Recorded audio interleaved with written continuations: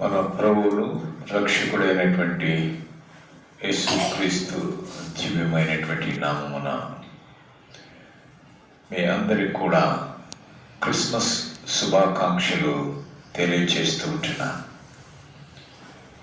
దేవుడు మనల్ని అందరినీ కూడా కాపాడి భద్రపరిచి ఈ 2025వ సంవత్సరమును ప్రవేశపెట్టి చివరి మాసంలో 25వ తారీఖున ఈ విధంగా మరి క్రీస్తు జన్మదినమును మనం జ్ఞాపకం చేసుకొని ఆ రోజును ఉత్సహించడానికి, సంతోషించడానికి, ఆనందించడానికి దేవుడు మనకు అనుగ్రహించినటువంటి కృపను బట్టి దేవునికి మహిమ కలుగును గాక. మనం దేవుని వాక్యాన్ని ధ్యానం చేయకునుపు చిన్న ప్రార్థన చేసుకుందాం. అత్యంత ప్రేమ కలిగిన మా ప్రియ పరులకు పరమ తండ్రి, నీకు వందనాలు, స్తోత్రాలు చెల్లిస్తున్నాం. ప్రేమామయ, కృపామయ, దయామయ నీకు స్తోత్రాలు. పాపులము, నీచులము, దుర్మార్గులు నాయన తండ్రి, నరకానికి పాత్రులైన మమ్మల్ని ప్రేమించి మమ్మల్ని వెతికి రక్షించడానికి ఈ లోకానికి వచ్చి నాయన నీ రక్తమును కార్చి ఆ రక్తమును మా పాపములు గట్టి నీ బిడ్డలుగా చేసుకున్నారు. మీకు స్తోత్రాలు. అవును ప్రభావ, మీ ప్రేమ ఎంతో గొప్పది, నీ ప్రేమ శ్రేష్టమైనటువంటిది, నీ ప్రేమ దీర్ఘకాలం ఉండేటువంటిది. ఈ లోకములో ఉన్నటువంటి వారి ప్రేమ కన్నా అతీతమైనటువంటి ప్రేమ ప్రభువ. అటువంటి ప్రేమను మీరు క్రియారూపకంగా ఆ సిలువలో కనపరిచినటువంటి దేవా మీకు స్తోత్రాలు. మీరు 2025 సంవత్సరాల పూర్వము ఈ భూమి మీద మా కోసమే మీరు దీనుడిగా జన్మించి మా నిమిత్తమై మీరు పొందినటువంటి దెబ్బలను బట్టి, పొందినటువంటి అవమానాలు బట్టి నాయన తండ్రి, అనుభవించినటువంటి ఆ శిలువ మరణమును బట్టి మీకు వందనాలు, స్తోత్రాలు చెల్లిస్తూ ఉంటున్నాం. 3వ రోజు నాయన ప్రభా, మీరు మృత్యుంజయుడే లేచి పరలోకమున ఆరోహణమై తిరిగి మా కోసమే రానున్నటువంటి దేవా మీకు స్తోత్రాలు చెల్లిస్తూ ఉంటున్నాం. మీరు మీ యొక్క రక్తంలో మమ్మల్ని కడిగి పరిశుద్ధులుగా చేసి నీ బిడ్డలుగా మార్చుకున్నారు. నీకు స్తోత్రాలు. కనుక ఈ గొప్ప తరుణాన్ని నాయన ప్రభా మా జీవితంలో మీరు అనుగ్రహించినారు.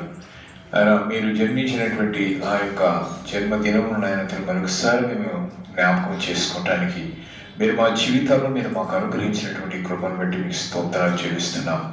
ఏవనైనా తండ్రి, వాక్యాన్ని మేము ధ్యానం చేస్తున్నాం. పరిశుద్ధాత్మదేవ మీ సహాయాన్ని అందించండి. మీరే మాతో మాట్లాడమని, మా జీవితాలను అయినా తండ్రి నీకు అంగీకారంగా ఉండటానికి, నీకు ఇష్టమైన రీతిలో మేము బతకటానికి, మా జీవితాలను మార్చుకోవడానికి మీరు కృప చూపించి మహిమ పొందమని యేసు నామమున ప్రార్థించి వేడుకుంటున్నాము తండ్రి. ఆమేన్. మన దేవునికి సమస్తమైన ఘనత, మహిమ, ప్రభావములు కలుగునుగాక. మరొకసారి కూడి వచ్చినటువంటి బిడ్డలందరికీ, అలాగనే వ్యూవర్స్ అందరికీ కూడా, టీవీ ద్వారా, యూట్యూబ్ ఛానల్ ద్వారా చూస్తున్నటువంటి వారికి అందరికీ కూడా క్రీస్తు యేసు నామమున శుభాలు తెలియజేస్తున్నా. క్రిస్మస్ శుభాకాంక్షలు కూడా తెలియజేస్తూ ఉంటున్నాను. డిసెంబర్ నెల అంటే క్రిస్మస్ యొక్క వేడుకల కోలాహలం ప్రపంచమంతా కూడా జరుగుతుంది.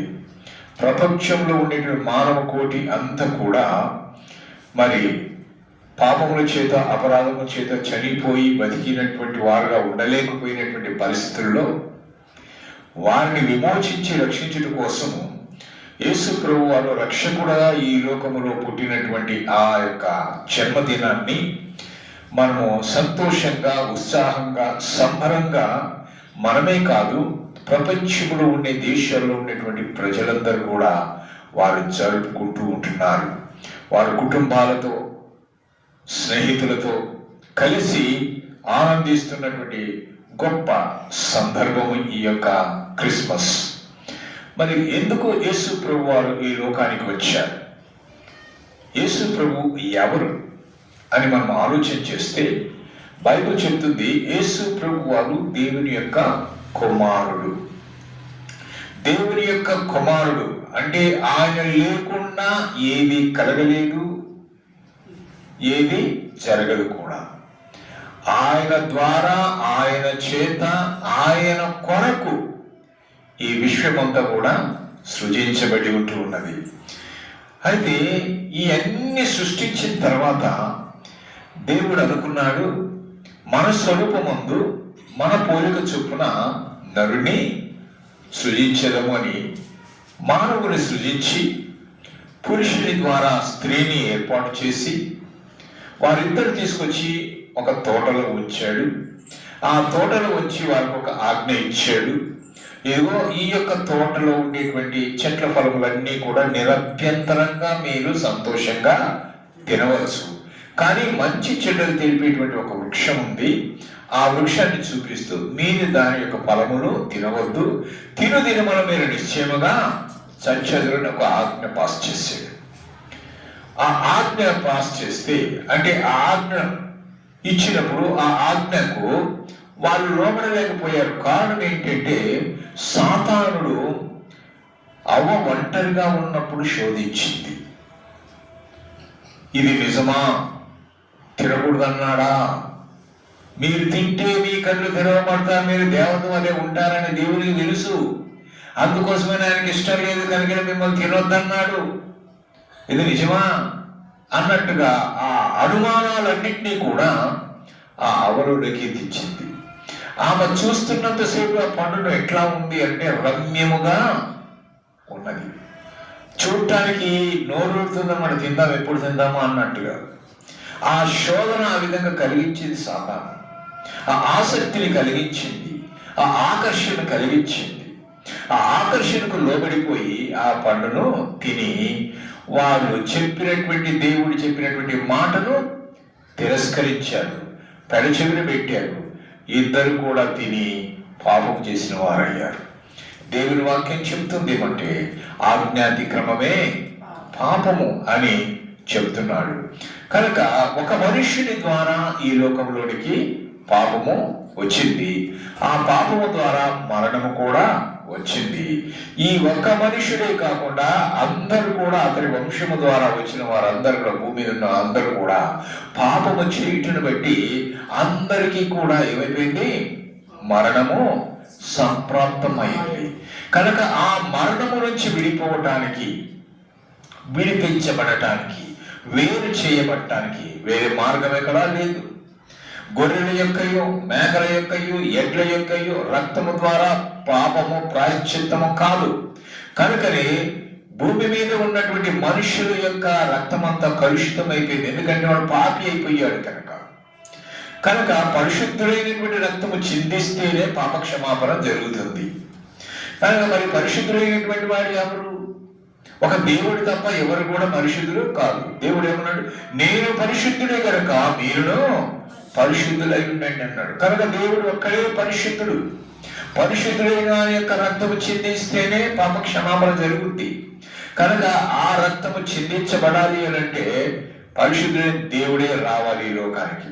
ఎంతో మందిని సేవకులు పంపించారు, ప్రవక్తలు పంపించారు, అందరి ద్వారా హెచ్చరికలు చేశారు, బాగుపడండి, మార్చుకోండి, తలంపులు జీవితాలు మార్చుకోండి అని ఎన్ని చెప్పినా కానీ మానవులంతా కూడా దేవుని యొక్క మాటను తిరస్కరించినటువంటి వారై సాతాను యొక్క ప్రలోభాలకి, సాతాను యొక్క ఆశలకు, సాతాను కలిగించేటువంటి కోరికలకు లోబడినటువంటి వారై దానికి బానిసలైపోయి వారు దేవునికి దూరమైపోయారు. కనుక దూరమైనటువంటి వారిని, గాడి తప్పినటువంటి వారిని, తప్పిపోయినటువంటి వారిని వెదకి రక్షించి తిరిగి తన బిడ్డలుగా చేసుకుని పరలోక రాజ్యంలో చేర్చడానికి మరి ఆయన తీర్మానం చేసుకున్నాడు. అందుకని ఆయనే మానవ రూపిగా ఈ లోకానికి రావాల్సి వచ్చింది. అంటారు కేవలం మనమే కాదండి పాపం అని అంటే. పాపం అంటే ఏదో దొంగతనమో, మోసమో, అన్యాయమో, హత్యనో, లేకపోతే వ్యభిచారమో, లేకపోతే ఇవే కాదు. పాపము అంటే కామము, మోహము, లోభము, మదము, మత్సరం, కుళ్ళు, కుతంత్రం, ఈర్ష్య, ద్వేషం, కపటం, త్రాగటం, వ్యభిచారం, ఏమండి పేకాడాటం, చూదమాటం కదా, రకరకాలన్నీ చెప్పుకుంటూ పోతే మీరు చూస్తాం.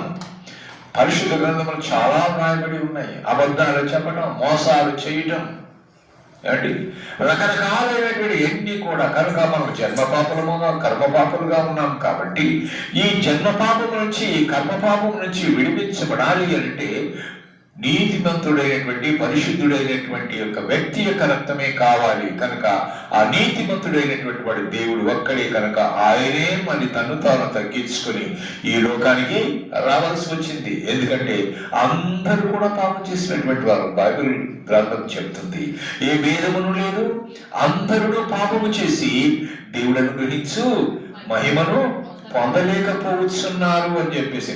పాపము వలన వచ్చు జీతము మరణము. ఆ మరణము నుంచి పాప దాస్యము కింద ఉన్నట్టు మరణ భయము చేత సాతాను బంధకములు ఉన్నటువంటి మనల్ని విడిపించడం కోసం యేసు ప్రభు వారి ఈ లోకానికి రావాల్సి వచ్చింది. కనుక ఆయన ఈ లోకములో మన కోసమే జన్మించాడు, అందరికి అందుబాటులో ఉన్నట్టుగా జన్మించాడు. ఆ జన్మదినాన్ని మనము ఏమంటున్నాము? క్రిస్మస్ అని చెప్పని పండుగ చేసుకుంటున్నాం. క్రిస్మస్ అనేటువంటి ఈ యొక్క ఇంగ్లీష్ యొక్క వర్డ్ లో, ఈ పదములో 9 అక్షరాలు ఉన్నాయి. ఎన్ని అక్షరాలు ఉన్నాయి? 9 అక్షరాలు. CHRISTMAS కదా, 9 అక్షరాలు ఉన్నాయి. ఈ 9 అక్షరాల్లో ఉన్నటువంటి భావాన్ని మనం తెలుసుకోవాలని నేను కోరుతున్నాను. మొదటి అక్షరం, మన మామూలు పిల్లలు చదువుకుంటారు కదా, A for Apple, B for bat, C for cat అంటారు కదా. అలాగా ఈ అక్షరాల యొక్క ఆంతర్యం ఏందో మీ ముందు పెట్టాలని నేను ఆశపడుతున్నాను. మొట్టమొదటిగా సి అంటే టు కాల్, పిలుచుట. అంటే దేవుడు పిలవడానికి వచ్చాడు. ఎవరిని పిలవడానికి? మనుష్యులను పిలవడానికి వచ్చాడు, పాపులను పిలవడానికి వచ్చాడు అన్నమాట. భారము మోసుకుని వచ్చిన సమస్త జనులారా నా యొద్దకు రండి, నేను మీకు విశ్రాంతినిస్తున్నాడు. కనుక భారము మోసుకుంటున్నాం. ఏం భారం మోసుకుంటున్నాం మనము? పాపం అనే భారం మోసుకుంటున్నాం. మీరు అర్థమవడానికి ఒక మాట చెప్తాను. మీ పిల్లలు స్కూల్కి వెళ్తారు కదా, చిన్న పిల్లలు ఎల్కేజీ యూకేజీ పిల్లలు వెళ్తారు కదా. వాళ్ళు వెళ్ళేటప్పుడు వాళ్ళు చదివేమో చాలా చిన్నది, వాళ్ళు మోసే పుస్తకాలేమో చాలా ఉంటాయి కదా. ఆ సంచిని వాళ్ళే మోసుకుంటారా, లేకపోతే మీరు మోసుకొని పోతారా? ఎవరు మోసపోతారు? పిల్లలు మోసుకుపోలేరు కదా. అందుకని స్కూల్ వరకు ఏం చేస్తారు తల్లిదండ్రులు? వాళ్ళ బ్యాగ్ తీసుకొని స్కూల్ వరకు మోసుకొని వెళ్తారు. అక్కడి నుంచి వచ్చేటప్పుడు మళ్ళీ మోసుకురాలేని అవన్నీ తీసుకొని వస్తారు. అవి లేకపోతే వాని మీద భారం పడిందనుకో, వాడు ఏమైపోతాడు? వంగిపోతాడు. అంటే రంగరంగ మోసి ఏమైపోతాడు? అది కూనీయుడైపోతాడు కదా. అలాగనే కనిపించినటువంటి పాపములు మన వీపు మీద ఉన్నాయి. అవి బయటికి కనిపించవు. పాపాలు బయటికి కనిపించేవి కొన్ని కనపడతాయి, కనిపించినటువంటివి ఉంటాయి అవి. కనుక మనసుతో చేసేటి కనిపిస్తాయా? కనిపించగలవు. తలుపులు వేసుకొని నువ్వు చేసేటువంటి బయటలకు ఎవరైనా కనిపిస్తాయా? హృదయంలో చేసేది ఎవరైనా కనిపిస్తాయా? అవన్నీ కొన్ని కనిపించేటువంటి, ఈ కూని చేయటమో, దొంగతనం చేయటమో, లేకపోతే ఇంకోటి ఏదైనా చేయటమో కనిపిస్తాయి. అంటే కనిపించినట్టు ఎన్ని పాపాలన్నీ కూడా ఒక కట్టలాగా, ఒక ఏమైపోతుంది, బస్తాలాగా, ఒక సంచిలాగా వాటిని మోసుకొని మన వీటి మీద ప్రతి ఒక్కరూ మోసుకొని వెళ్తూ ఉన్నారు. నేను మోసుకోవడం లేదు అనుకోవడానికి వీల్లేదు. మీ వెనకల ఆ బరువు ఉంది. అందుకని భారం మోసుకుని సమస్త జనులారా నా యొద్దకు రండి, నేను మీకు విశ్రాంతి ఇస్తాను. అంటే నీ భారాన్ని నేను మోసుకుంటాను. ఆ సంచిని నాకు అప్పచెప్పండి. అందరి సంచులన్నీ, అందరి పాపాలన్నీ నా వీపు మీద వేసుకుంటాను, మీకు విశ్రాంతినిస్తానన్నాడు. కనుక ఆయన ఎందుకు వచ్చాడు అని అంటే, మనుషుని, పాడైన మనిషిని పిలవడానికి వచ్చాడు. He has come to call the sinners. ఇది మొదటి అక్షరం. రెండవ అక్షరం ఏంటి? హెచ్ అంటే టు హీల్, అంటే స్వస్థపరచుట. ఈ లోకంలో 2 రకాలైనటువంటి స్వస్థతలు ఉన్నాయి. ఏంటది? శరీర సంబంధమైనటువంటి స్వస్థత, ఇంకోటి ఏంటంటే ఆత్మ సంబంధమైనటువంటి స్వస్థత. శరీర సంబంధమైనటువంటి స్వస్థతలకు ఏదో వాల్స్ బంద్ అయినాయనో, లేకుంటే నర్వ్స్ పనిచేయటం లేదనో, లేకుంటే మా బ్రెయిన్ లో ఈ నర్వ్స్ ఇవన్నీ కూడా బ్లాక్ అయినాయనో, లేకుంటే కీళ్ళ నొప్పులను, లేకుంటే జ్వరమనో, కిడ్నీ ప్రాబ్లం, రకరకాలైనటువంటి వాటికి మెడిసిన్స్ ఉన్నాయి, స్వస్థత పొందుతున్నారు. కానీ హృదయానికి పట్టినటువంటి రోగం దేవుని వాక్యం ఏమి సెలవిస్తుందో తెలుసా? హృదయం అన్నిటికంటే మోసకరమైనది, అది బహు ఘోరమైన వ్యాధి కలదు. ఏమిటి ఆ వ్యాధి? హృదయానికి వ్యాధి. అన్నిటికీ స్పెషలిస్టులు ఉన్నారు, అవునా? స్కిన్ స్పెషలిస్ట్ అని, హార్ట్ స్పెషలిస్ట్ అని, కిడ్నీ స్పెషలిస్ట్ అని, ఈఎన్టీ స్పెషలిస్ట్ అని, రకరకాల స్పెషలిస్టులు ఉన్నారు. కానీ సిన్, SIN, సిన్ అంటే పాపం. పాపానికి స్పెషలిస్టు ఈ లోకంలో ఎవరు లేరు, ఒక దేవుడు తప్ప. ఆయన యేసు ప్రభువారు. ఆయన దగ్గరకు వస్తేనే ఆ రోగం పోద్ది. ఎవరి దగ్గర బోర్డు చూడండి, ఇంటికన్నా డాక్టర్ దగ్గరికి ప్రత్యేకంగా కార్డియాలజిస్ట్, ఆ స్పెషలిస్ట్ చేసిపోయారు. ఎవరైనా కానీ SIN, సిన్ స్పెషలిస్ట్ అని ఎవరు రాసుకున్నారు? ఎవరన్నా పాపాలు నివారణ చేయబడును ఇక్కడికి వస్తే అని ఎవరైనా రాశారా? ఎక్కడన్నా డాక్టర్లు ఎవరన్నా ఉన్నారు ఈ భూమి మీద? ఎవరు లేరు. కనుక ఆయన ఒక్కడు మాత్రమే, యేసు ప్రభువు మాత్రమే. కనుక ఆయన దగ్గరికి వస్తే ఆ పాపములన్నింటినీ కూడా ఏం చేస్తాడు? క్షమిస్తాడు. ఏంటి ఆ పాప రోగాలు? ఇప్పుడు చెప్పారు కదా. ఆ పాపమన్నీ కూడా ఒక రోగంగా, అంటే ఎప్పుడైతే శరీరంలో ఇమ్యూనిటీ తగ్గిపోతుందో అప్పుడు రోగాలన్నీ కూడా దాడి చేస్తాయి. అన్ని రోగాలు దాడి చేస్తాయి. అన్ని రోగాలు దాడి చేసినప్పుడు దాన్ని HIV ట్రీట్ చేస్తారు. ఆ HIV ఏమైపోతుంది? ముదిరిపోయినప్పుడు ఎయిడ్స్ వ్యాధిగా మారిపోతుంది. ఎయిడ్స్ వ్యాధి అయిపోయిన తర్వాత ఎయిడ్స్ వ్యాధి కలిగినటువంటి వాడికి మందు లేవు. ఇప్పుడు ఏదో కనిపెడుతున్నారు కానీ సక్సెస్ కూడా రావడం లేదు కదా. చాలా మంది చనిపోయిన లేరా? ఆ యొక్క మంచం మీద పడినోడు సన్నగా అయిపోతాడు, ఆయన ప్లేట్లెట్స్ పడిపోతాయి. ఎట్లా అంటే ఇంకా వాడిని లేచి నడవలేడు, కూర్చోలేడు, చూడలేడు, మాట్లాడలేని పరిస్థితులకి అది దైనందిన స్థితిలో వచ్చి అలాగనే ఉండి పడకలు ఉండి చనిపోతాడు. ఆ వ్యక్తిని ఎవరు కూడా ఇష్టపడరు. ఆ వ్యక్తి దగ్గరికి ఎవరు రారు. ఆ వ్యక్తి దగ్గరికి వస్తే ఆ రోగం అంటుకుంటుంది. ఎందుకంటే ఆ రక్తం వానికి ఎవరన్నా గాయమైందంటే, ఇతని యొక్క రక్తం ఏదైనా కలిసిందంటే ఆ రోగం ఇతనికి వస్తుంది. వ్యభిచారం వల్ల వస్తుంది, ఇంజెక్షన్స్ ద్వారా కూడా వస్తుంది, రక్త మార్పిడి ద్వారా కూడా వస్తుంది. అంటే ఈ రోగం అన్నింటినీ కూడా ఎలాగో అది భయంకరమైన వ్యాధినో అలాగనే పాపము కూడా బహు భయంకరమైనటువంటి వ్యాధి. ఈ భయంకరమైనటువంటి వ్యాధిని స్వస్థపరచగలిగినటువంటి వాడు ఒక యేసయ్య మాత్రమే. అందుకని ఆయన స్వస్థపరిచే యెహోవాను నేనే. శరీర స్వస్థత ఇవ్వగలడు, ఆత్మీయ స్వస్థత ఇవ్వగలడు. ఎప్పుడు ఇస్తాడు ఆత్మీయ స్వస్థత? అంటే నీవు దేవుని దగ్గరికి వచ్చి, దేవా నేను పాపిని ఒప్పుకుంటే, డాక్టర్ దగ్గరికి పోయి నీ యొక్క రోగములో శరీరంలో ఏం రోగం ఉందో చెప్తే దానికి సరైన ట్రీట్మెంట్ ఇచ్చిన విధంగా దేవుని దగ్గరకు వచ్చి, అయ్యానే నీ పాపం చేసినట్టు ఒప్పుకుంటే ఆ పాపాలన్నింటినీ కూడా ఏం చేస్తాడు? ఆయన తీసివేస్తాడు, కడిగి వేస్తాడు. చూడండి, అందుకోసమని ఆయన స్వస్థపరచుటకు వచ్చాడు. అది 2వ అక్షరం. 3వ అక్షరం ఆర్. ఆర్ అంటే టు రిడీమ్, విమోచించటం. విమోచించటానికి, ఆయనకి రక్తమును క్రయధనముగా చెల్లించటానికి. మీకు అర్థమవడం మాట చెప్తాను. ఇప్పుడు మీరు రోడ్డు మీద వెళ్తున్నారు. రోడ్డు మీద వెళ్తూ ఉన్నప్పుడు ఆ రోడ్డు మీద తెల్లని గీతలు, ఎల్లో గీతలు గీసి ఉంటుంది. ఆడొక సిగ్నల్ ఉంటుంది, అవునా? Red signal, green signal, yellow signal ఉంటుంది. అక్కడ రెడ్ సిగ్నల్ పడుతుండగానే మీ బండి ఆగిపోతుంది, అవునా కదా? ఆపుకోవాలి. నువ్వు ఆ బండిని ఆపుకోకుండా ముందుకు పోయినావు అనుకో, నీకేమవుతుంది? అపాయం జరగవచ్చు. నంబర్ 1. నంబర్ 2 ఏమవుతుంది? నీవు వ్యతిరేకించినట్టు, గవర్నమెంట్ ఇచ్చినట్టు ఆర్డర్ను నీవు ఏం చేసినట్టు? వ్యతిరేకించినట్టు. నువ్వు వ్యతిరేకించినావు అని అంటే నీకు ఫైన్ పడుతుందా లేదా? ఫైన్ పడుతుంది. ఒకవేళ నీ దగ్గర లైసెన్స్ లేదనుకో, బండిని పట్టుకుంటారు. బండిని పట్టుకున్నప్పుడు నువ్వు బండిని విడిపించుకోవాలంటే నువ్వేం చేయాలి? దాని యొక్క ఫైన్ కట్టాలి, ట్యాక్స్ కట్టాలి కదా.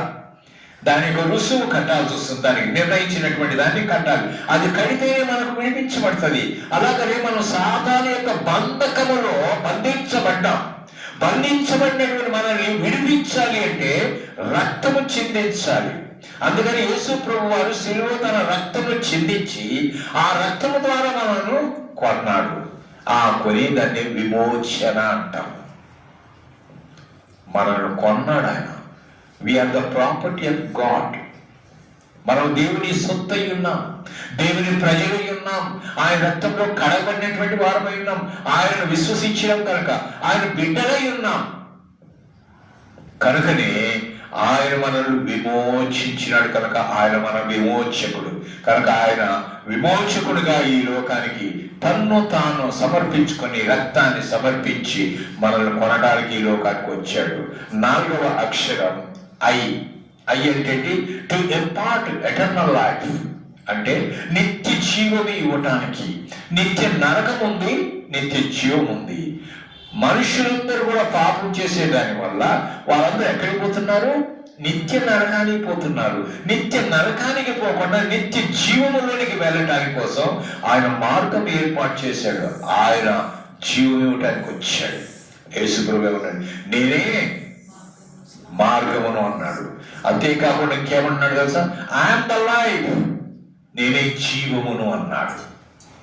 ఆయన విశ్వాసం ఉంచువాడు నిత్య జీవము కలిగిన వాడు.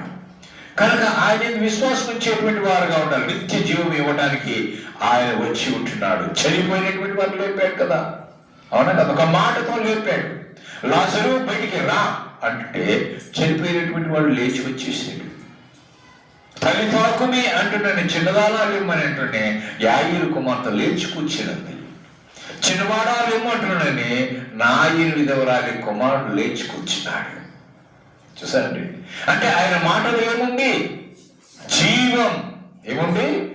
జీవం ఉంది. మనల్ని జీవింప చేయడానికి వచ్చాడు. మన పాపముల చేతను అపరాధముల చేతను చచ్చిన వారమై ఉండగా క్రీస్తు తనతో కూడా మనల్ని బ్రతికించాడు. నీవు నమ్ముకున్నట్లయితే ఆత్మీయ స్థితిలో నీవు బ్రతుకుతావు. నీవు బ్రతకాలని ఆయన ఈ లోకానికి వచ్చాడు. నీవు చావాలని, నువ్వు నరకానికి పోవాలని, ఆ వేదన పడాలని, ఆ పళ్ళు కొరుక్కుంటుండాలని, ఆ అగ్నిలో కాలాలని ఆయనకి ఇష్టం లేదు. ఎందుకంటే ఆయనతో స్వహస్తాలతో మానవుణ్ణి చేశాడు. మన చేతులతో చేసుకున్నటువంటిది మన చేతి ముందే పాడైపోతూ ఉంటే మనం చూడలేము. తల్లిదండ్రులుగా మన ముందు మన పిల్లల్ని త్రాగుబోతులై, తిరుగుబోతులై, తిండిబోతులై, తిట్టిబోతులై, చెడు మార్గంలో ప్రవేశించి చెడు మార్గంగా ప్రవర్తిస్తూ ఉంటే వాళ్ళని చూస్తే తల్లిదండ్రులు సంతోషిస్తారా? దుఃఖపడతారా? దుఃఖపడతారు కదా. మరి దుఃఖపడి ఏం చేస్తారు? వాడికి ఎన్నో విధాలు చెప్పి చూస్తారు. చెప్పినా వినకపోతే ఇంకేం చేస్తారు? పక్క వాళ్ళతో చెప్పిస్తారు. అలాగనే దేవుడు కూడా చెప్పిస్తున్నాడు. ఆకాశమా ఆలకించుమో, భూమి చెవియుగమో, పిల్లలు పెద్ద చేసి గొప్పవాడిగా చేసుకుని వారు నా మీద తిరుగుబడి ఉన్నారు. ఈరోజు మానవులందరూ కూడా దేవుడి మీద తిరుగుబాటు చేసిన వారుగా ఉన్నారు. తిరుగుబాటు చేసినటువంటి జనాంగాన్ని మార్చడం కోసము, తన బిడ్డలుగా స్వీకరించడం కోసము, వాళ్ళని క్షమించి తన హక్కులు చేసుకోవడం కోసం he has born in this world. ఆయన ఈ లోకంలో జన్మించాడు. ప్రేమ దేవుడి బిడ్డలారా, నిత్య జీవం ఇచ్చుటకు ఆయన ఈ లోకానికి వచ్చారు. జ్ఞాపకం చేస్తాను. 5వ అక్షరం ఎస్. ఎస్ అంటే ఏంటి తెలుసా? To seek. టు సీక్ అంటే వెదకటం. నశించిన దాన్ని వెదకి రక్షించడానికి యేసు ప్రభువు మనుష్య కుమారుడు ఈ లోకానికి వచ్చాడు. యెషయా గ్రంథంలో చూస్తున్నాం, మనమందరం గొర్రెల వలె త్రోవ తప్పిపోయాం. తప్పిపోయినటువంటి మనల్ని వెదకి రక్షించడానికి. చూసండి, మనం ఏదైనా పోయిందంటే వెతుక్కుంటాం కదా. 10 నాణ్యం కలిగినటువంటి ఆమె ఏం చేసింది? ఒక నాణ్యం పోయిందంటే ఆమె జాగ్రత్తగా పోయింది కదా, 9 ఉన్నాయి కదా, ఒకటే కదా పోయింది అని అనుకుని నిర్లక్ష్యం చేసిందా? లేదు కదా. ఆమె ఏం చేసింది? ఆ ఒక్క దాని కోసము ఇల్లంతా ఊడ్చింది, వెలిగించి అంతా ఊడ్చి దొరికినప్పుడు తనొక్కతే సంతోషపడలే, అందరినీ పిలుచుకొని సంతోషించింది. 100 గొర్రెలు కలిగినటువంటి వాళ్ళు ఒక్క గొర్రె తప్పిపోతే 99 గొర్రెలను పక్కన పెట్టి తప్పిపోయిన గొర్రెను వెతికాడు. అది దొరికినప్పుడు అందరినీ పిలిచి సంతోషించాడు. ఒక పాపి రక్షణ పొందితే పరలోక రాజ్యములో మహా సంతోషం. కనుక ఒక్క పాపి రక్షణ పొందారు. ఈ లోకంలో మంది చాలా మంది చూస్తాం, ఎంతో మంది నశించి నరకానికి పోయేటువంటి వారు కనపడుతూ ఉన్నారు కదా మన కళ్ళ ఎదుట. వాళ్ళని చూసేప్పుడు మీకు బాధ అనిపించడం లేదా? అయ్యో, ఎంతమంది నశించి నరకానికి పోతారా? మన నా వంతుగా నేను ఒక్కరినైనా నాతో పాటు తీసుకొని పరలోకానికి వెళ్దామా అని ఎవరికైనా ఆలోచన ఉందా? ఎప్పుడైనా రక్షణ సువార్త చెప్పావా? దీనికి థియాలజీ అవసరం లేదు, బైబిల్ జ్ఞానం అవసరం లేదు. దేవుడు నీకు ఇచ్చినటువంటి అనుభవము ద్వారా, దేవుడు నిన్ను రక్షించిన విధానము ద్వారా, నీ సాక్ష్యము ద్వారా నువ్వేం చేయాలి? వారికి సువార్తను ప్రకటించు. నీ జీవితమే ఒక సువార్త. అలాగా రక్షించిపోతున్న వారిని రక్షించడానికి యేసు ప్రభువారు he came into this world to seek the sinners. పాపులను రక్షించుటకు. ఆరవదిగా మనం చూస్తున్నాం టీ అంటే ఏంటో తెలుసా? టు టీచ్, బోధించుటకు. ఏం బోధించడానికి వచ్చాడు? తన ప్రేమ ఏ విధంగా ఉందో చూపించి, ఈ విధంగా మీరు చెయ్యండి ఆయన, ఈ విధంగా ప్రేమించండి, బోధించడానికి వచ్చాడు.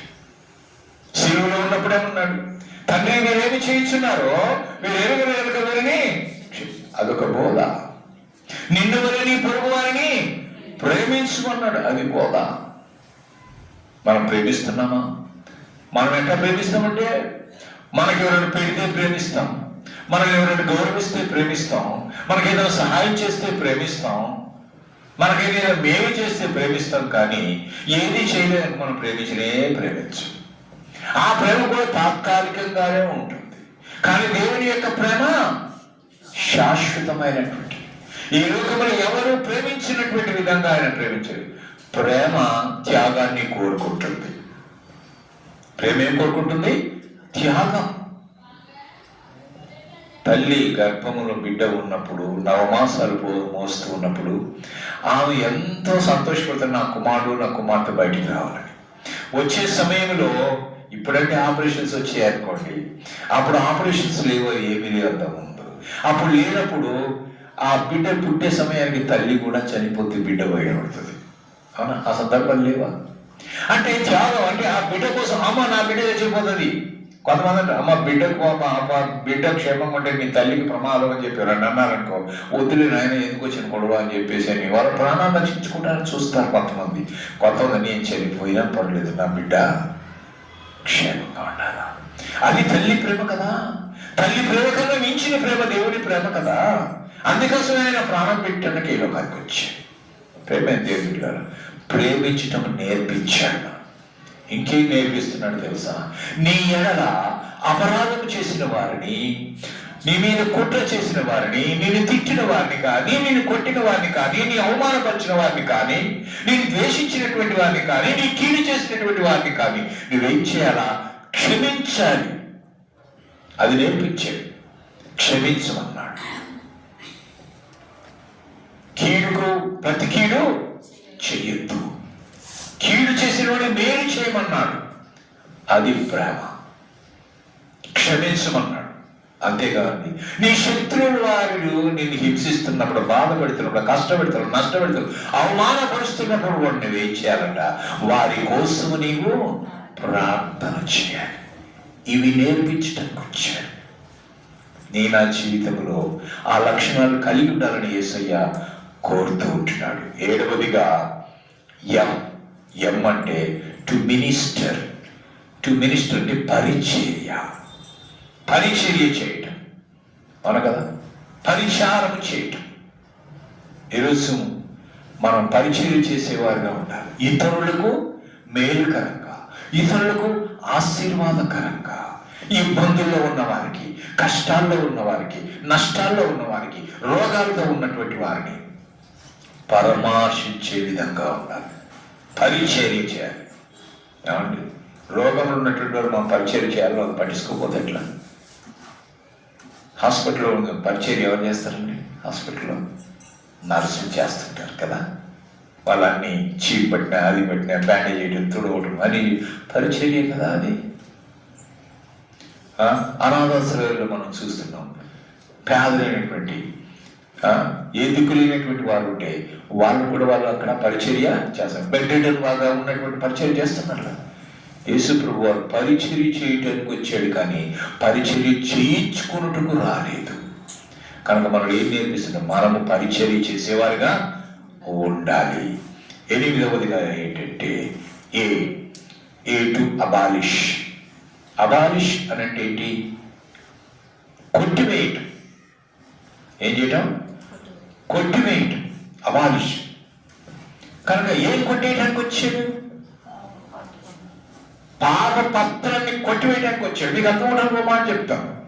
నీకెవరైనా ₹1,00,000 బాధ్య ఉన్నారు, 1 సంవత్సరం రోజులు నువ్వు అప్పు తీసుకున్నావు, నువ్వు తీర్చలేని పరిస్థితిలో ఉన్నావు, నువ్వు తీర్చలేని పరిస్థితిలో ఉన్న అయ్యా నేను తీర్చలేను అని అంటే ఆ యజమానుని మీద జారిపడి ఒక ఎర్ర ఇంకు తీసుకొని ఆ పెన్నుతో ఆ పత్రం మీద అడ్డంగా క్యాన్సల్ అని రాశాడు అనుకో, క్యాన్సల్ అని రాయకుండా ఎర్ర గీత గీసాడు అనుకో, అది చెల్లుతా?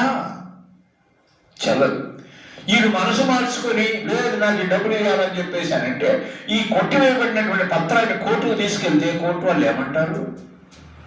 అయ్యా ఇది చెల్లదు, ఆల్రెడీ ఇది కొట్టివేయబడింది. అలాగని మన పాపములను, మన పాప పత్రాన్ని దేవుడు ఏం చేస్తాడు? కొట్టివేస్తాడు.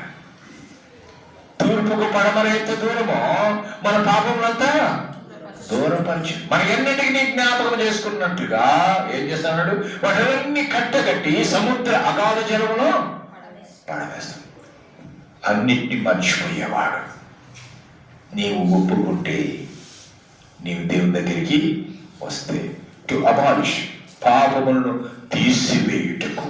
చూస్తాం కదా బైబిల్లో ఏం చూస్తున్నాం? పాపములను తీసివేయుటకు క్రీస్తు యేసు ప్రత్యక్షమాయను. కానీ ప్రేమ దేవుళ్ళరా, మన పాపాలు ఎటువంటి అయినా కానీ ఆయన తుడిచివేటుకు, కొట్టివేటుకు వచ్చాడు. చివరి అక్షరం ఏంటి అంటే ఎస్. అలా ఎస్ అంటే తెలుసా? సేవ్, రక్షించుట. పాపులను రక్షించుటకు క్రీస్తు యేసు లోకమునకు వచ్చాడు. అంటే మనల్ని రక్షించడానికి యేసు ప్రభువు వారి లోకానికి వచ్చారు. ఇవి 9 అక్షరాల్లో, క్రిస్మస్ అనేటువంటి ఈ పదంలో ఈ 9 అక్షరాల్లో దాగున్నటువంటి సత్యం. ఈ క్రిస్మస్ మనము ఎంతో ఆడంబరంగా, ఎంతో సంతోషంగా, ఎంతో ఉత్సాహంగా మనము జరుపుకుంటున్నాం కదా. క్రిస్మస్ అంటే అలంకరణలు కానీ, రుచికరమైన వంటలు చేసుకోవటం కానీ, లేక కొత్త బట్టలు కుట్టించుకొని వేసుకోవటం కాదు, కానీ ఆత్మీయతను పంచే పండగ ఇది. క్రిస్మస్ అంటే ఆత్మీయతను పంచే పండగ. యేసుక్రీస్తు వారు మానవుడిగా ఈ లోకములో జన్మించి లోక పాపలు భరించడానికి ఈ లోకానికి వచ్చినటువంటి రోజే క్రిస్మస్ పండుగ. దీనులైనటువంటి వారిని, నిరాశ్రయులైనటువంటి వారిని, నిరుపేదలైనటువంటి వారిని, వారికి అండగా నిలవాలనేదే క్రీస్తు సందేశం. నువ్వు అండగా నిలబడుతున్నావా? ఎవరైనా అక్కర్లో ఆదుకునేవాడిగా ఉన్నావా? నీ దగ్గరికి ఎవరైనా వస్తే నో అని చెప్పేవారు ఉన్నావా? సహాయము చేయలేనియు చేయకపోవడం వల్ల వారికి ఏమి కలదు? పాపము కలదు. నీ చేతనై ఉండి కూడా, చేయగలిగే కెపాసిటీ ఉండి కూడా నీవు చేయకపోతే ఏమవుతుందంట? పాపం. కనుక క్రిస్మస్ అంటే పేదల సేవలు తరించటమే, ఇతరులకు ఇచ్చిటే క్రిస్మస్ పండుగ. ఒకరినొకరిని మనం ఏం చేస్తాము? గ్రీటింగ్స్ చెప్పుకునేటువంటి పండుగ. పరస్పరం మనం ఏం చేస్తాం? వందనాలు తెలుగున్నాయి, wish happy Christmas, happy Christmas అని అంటాం. ఏమన్నాడు? విష్ అని కూడా అంటారు. ఏమంటారు? హ్యాపీ క్రిస్మస్ కదా అంటారా లేదా? అంటే ప్రతి ఇంటి ముందు కూడా మనం చూస్తాం. ఏం కనిపిస్తుంది? ఏం కనిపిస్తుంది? మీ గదిలో పోతుంది కనిపిస్తుంది. ఇంటి ముందు ఏలాడు వెళ్ళినాయి. ఏంటి అయ్యి? స్టార్స్. అంటే ఆ స్టార్ని చూస్తేనే మనం ఏమనుకుంటాం? ఓ వీళ్ళు క్రైస్తవులు. వాళ్ళు ఏం చెప్పకపోయినా స్టార్ని చూస్తే మరి అలానే షాపులలో అయ్యిన స్టార్ కట్టింటారు. అలాగే క్రైస్తవుల అలాగా నిజమైన క్రైస్తవులు కాదు కూడా కట్టుకుంటారు. ఏమైనా క్రైస్తవులు, నామకాల క్రైస్తవులు కూడా కట్టుకుంటారు. అవును కదా? ఏదైనా కానీ ప్రతి ఇంటి ముందు కూడా కాంతులు వెదజల్లేటువంటి నక్షత్రం, స్టారు దర్శనమిస్తుంది. చర్చిల్లో కానీ, ఇంటి లోపల కానీ అలంకరించినటువంటి ఈ యొక్క క్రిస్మస్ ట్రీలు అందరినీ ఆహ్వానించే విధంగా కనిపిస్తుంది. అసలు క్రిస్మస్ అంటే ఏంటి? క్రిస్మస్ అనే దాంట్లో రెండు పదాలు మిళితమై ఉన్నాయి. క్రిస్మస్ అనే దాంట్లో ఏంటంటే Christ plus mass. Christmas, Christ plus mass. మరి క్రైస్ట్ అంటే ఎవరు? క్రీస్తు. మాస్ అంటే ఆరాధన. క్రిస్మస్ అంటే క్రీస్తును ఆరాధించుట. అయితే నేటి కాలంలో ఏమైపోతుందంటే క్రైస్ట్ మాస్లో క్రైస్ట్ మిస్ అయిపోయి ఓన్లీ మాస్ జరుగుతుంది. క్రైస్ట్ మిస్ అయిపోతున్నాడు, మాస్ అంటే క్రీస్తు లేని ఆరాధన జరుగుతుంది. క్రీస్తు కలిగిన ఆరాధన చేయాలి కానీ క్రీస్తు లేని ఆరాధన, క్రీస్తు ఒక్క మాట చెప్పకుండా ఒక్క ఆరాధన చేస్తుంటారు. అది కాదు కదా. నేటి క్రిస్మస్ ఏ విధంగా తయారైపోయిందో తెలుసా? ఈనాడు క్రిస్మస్ వచ్చిందంటే ఇంటిని మంచిగా డెకరేట్ చేసేస్తారు, సున్నాలు వేసుకుంటారు, రంగులు వేసుకుంటారు, బూజులు దులుపుకొని బాగా రంగు పేపర్లో తీసుకొని ఇలాంటి అయ్యాలగట్టి ఈ ఆలగట్టి అయ్యి చేసుకుంటారు. చేసుకోవడం కాదు, నీటికి పెట్టుకోవడం మంచిదే. కనుక క్రిస్మస్ ఏ విధంగా చేసుకుంటున్నట్టే ఇంటి శుభ్రం చేసుకునే మాత్రం వారికే పరిమితం అవుతున్నారు. ఇంకా క్రిస్మస్ అంటే ఏంటో చేస్తున్నారు తెలుసా? షాపింగ్ వెళ్తుంటారు, అప్పులు కూడా చేసుకుంటారు, కావలసినవన్నీ తీసుకుంటారు, కుట్టించుకుంటారు, సమయానికి పోతే టైలర్ని తిడతారు కదా. అన్నీ చేసుకుంటారు, అన్నీ చేసుకుని బట్టలు బాగా తీసుకునేసుకుంటారు. క్రిస్మస్ అంటే అమ్మ సంవత్సరానికి ఒకసారి వస్తుంది కాబట్టి మనం ఎటువంటి పేదలమైనా కానీ మంచిగా బాగా కుట్టించుకుందాం, వేసుకుందాం, రేపు పొద్దున చెప్పులోడు ఇంటి ముందు కూర్చున్నా పర్వాలేదు. అట్టా పరిస్థితుల్లో పండుగ చేసుకుంటారు లేరా? ఉంటారు కదా, బట్టలతో ఉంటుంది. ఇంకా క్రిస్మస్ ఎట్లా ఉందంటే క్రిస్మస్ వచ్చిందంటే ఏ రోజు వండుకున్నటువంటి వండుకోవడం ఆ రోజు ఎక్కువ జరుగుతుంది. పిండి వంటలు కావచ్చు, అవును కదా, చికెన్ మటన్ కావచ్చు కదా, రకరకాల వంటలన్నీ చేసుకుంటారు. సింపుల్గా చెప్పాలి అంటే ఏంటో తెలుసా? క్రిస్మస్ ఎట్లా తయారైపోయిందంటే ఇంటి క్రిస్మస్, ఒంటి క్రిస్మస్, పంటి క్రిస్మస్. అవునా? ఇంటి క్రిస్మస్ అని ఇంటి శుభ్రం చేసుకుని, ఒంటి క్రిస్మస్ అని బట్టలు వేసుకోవడం, పంటి క్రిస్మస్ అని కీచుకట్టు రాకుంటాం కదా. ఈ మాదిరిగా మారిపోయినాయి. ఇంకొంతమంది ఇంట్లో ఎట్లా ఉంటారు తెలుసా? ఇంటి పైన స్టార్ ఉంటుంది, ఇంట్లో బార్ ఉంటుంది. చాలా మంది అని కొంతమంది గమనించి చూస్తాం. నేను అందరి గురించి అంటలేను, కొంతమంది మాత్రం ఆ విధంగా ఉన్నారు. దేవుడి పేరు చెప్పుకొని దయ్యం సేవ చేస్తుంటారు కదా, అవునా కాదా? కాబట్టి ప్రియమైన దేవుని బిడ్డలారా, ప్రపంచ చరిత్రలో ఎక్కువ వ్యాపారం జరిగేది ఎప్పుడంటే క్రిస్మస్ దినాల్లోనంట. ఎక్కువ మద్యం అమ్ముడు పోయేది కూడా క్రిస్మస్ దినాల్లోనంట. క్లబ్బులు, పబ్బులు, రెస్టారెంట్లు ఇవన్నీ రద్దీగా ఉండేది క్రిస్మస్ దినాల్లోనంట. అంటే ఇవన్నీ ఏం చేస్తున్నాయంటే ఎక్స్మస్గా చేస్తున్నాయి. ఎక్స్ అంటే ఏంటి? తెలియనిది అని. అంటే ఎక్స్ అంటే తెలియదు అంటే తెలియని ఆరాధన. ఏంటి? దేవుడు అసలైనటువంటి వారు పాపల కోసం ఈ లోకానికి వచ్చాడు, దాన్ని పక్కన పెట్టి ఇది మాత్రం చేస్తాను. కనుక ఎక్స్మస్ క్రీస్తు లేని ఆరాధన. ఆ విధంగా మనం చేసేవారుగా ఉండకూడదు. క్రిస్మస్ నాడు మరి ఏం చేయకూడదు అంటే పిండి బట్టలు కానీ, కొత్త బట్టలు కానీ, లేకపోతే ఇల్లు శుభ్రం చేసుకోవడం కానీ అవి చెయ్యొద్దు అంటలేదు, కానీ చేసుకోండి. కానీ ఆ సంబరాల్లో పడి క్రీస్తును మర్చిపోకూడదు. ఈ సంబరాల్లో పడి ఎవరు మర్చిపోకూడదు? క్రీస్తుని మర్చిపోకూడదు. రెండవది, క్రిస్మస్ ఎప్పుడే కానీ ఆచారంగా చేసుకోకూడదు, కానీ ఆత్మీయంగా చేసుకోవాలి.